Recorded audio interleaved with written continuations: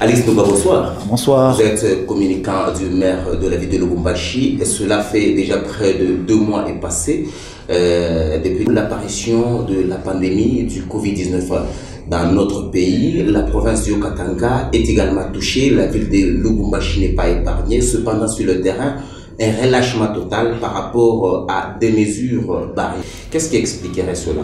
Bon, je vais dire que ça, ce n'est pas les problèmes des autorités, ce n'est plus les problèmes des autorités, parce que les autorités ont fait leur part, mais il semblerait que la population est en train de prendre ça à la légère, surtout avec la conception de pouvoir dire que cette maladie, c'est pour les Blancs.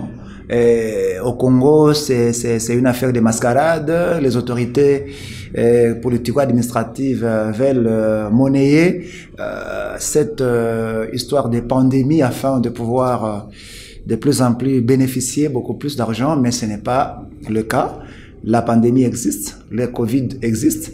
Je trouve que c'est un relâchement de la part de la population qui néglige tout, même s'il faut s'impliquer collectivement.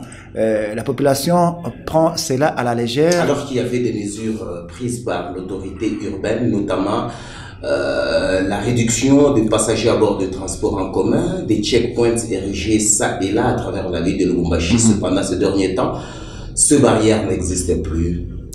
En fait, il y a eu un soulèvement des chauffeurs qui ne voulaient pas voir les barrières, et pour éviter un peu de trouble dans les centres-villes, nous avons dit aux gens de pouvoir respecter l'arrêté signé par le maire de la ville.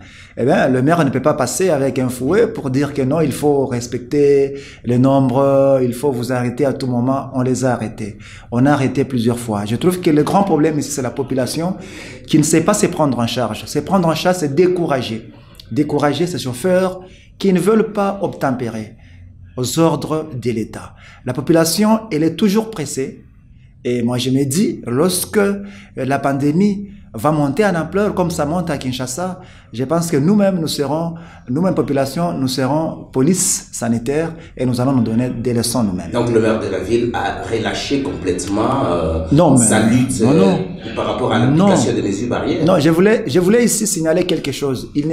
En fait, les mesures barrières ne sont pas faites pour le maire de la ville. Les mesures barrières sont faites pour tout le monde. Et le maire de la ville, en tant que premier citoyen de la ville, il a juste accompagné les messages de l'OMS, les messages du chef de l'État, les messages du gouverneur.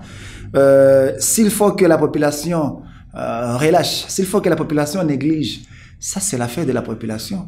Écoutez, un père de famille ne doit donner que de bonnes éducations à ses enfants afin qu'ils puissent récolter des bons fruits. Et si les enfants ne veulent pas marcher, emboîter les pas de leur papa, l'avenir serait grave. Alors que Lubumbashi est touché, nous avons enregistré déjà le premier cas de décès.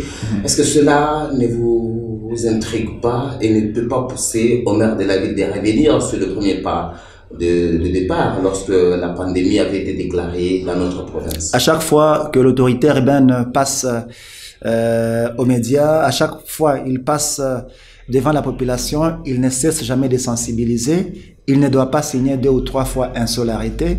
L'arrêté est signé, quitte aux différents aussi services de pouvoir nous accompagner, c'est-à-dire accompagner les maires de la ville, quitte à la population elle-même de pouvoir prendre les mesures nécessaires, de pouvoir observer avec beaucoup d'attention, parce que la pandémie existe. Est-ce que le maire de la ville a un agenda communicationnel par rapport à la sensibilisation de cette pandémie? C'est pourquoi il y a la communication à la mairie, il y a la communication, il y a plusieurs chaînes là-bas, et à tout moment, quand les maires passent un message, il le fait toujours.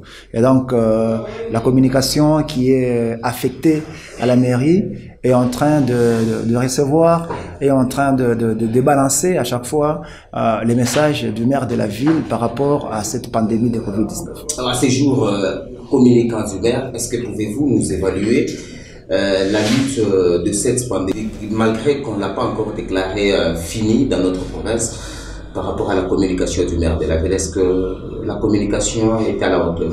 La communication est à la hauteur parce que les personnes conscientes, les gens qui sont conscients, observent. écoute et respecte la communication donnée par le maire de la ville. Je pense que nous avons atteint le maximum. Si jamais la communication ne serait pas importante, je pense que la ville de Lubumbashi pourrait avoir 50, 100, 1000 cas. C'est une grande ville, c'est une ville qui a des grands marchés, c'est une ville qui a connu un flux migratoire. Donc nous avons Lubumbashi comme ville cosmopolite avec plusieurs habitants. Et si jamais ces habitants-là ne pouvaient pas suivre ces mesures, je pense qu'il devait y avoir une grande propagation de ces virus. Votre message, parce que nous tendons déjà vers la fin de cet entretien. Je dis à la population de rester vigilant, de rester très vigilant, parce que la pandémie existe. Je dis à la population de pouvoir respecter l'arrêté signé par le maire de la ville. Le chauffeur, il a besoin d'argent, mais la maladie, c'est vous qui êtes passager qui serez atteint. Je pense que nous devons tous être messagers, nous devons tous être police sanitaire afin que nous puissions maîtriser cette pandémie dans la ville de Lubumbashi. Alex Ndunga, nous vous remercie. C'est moi qui vous remercie.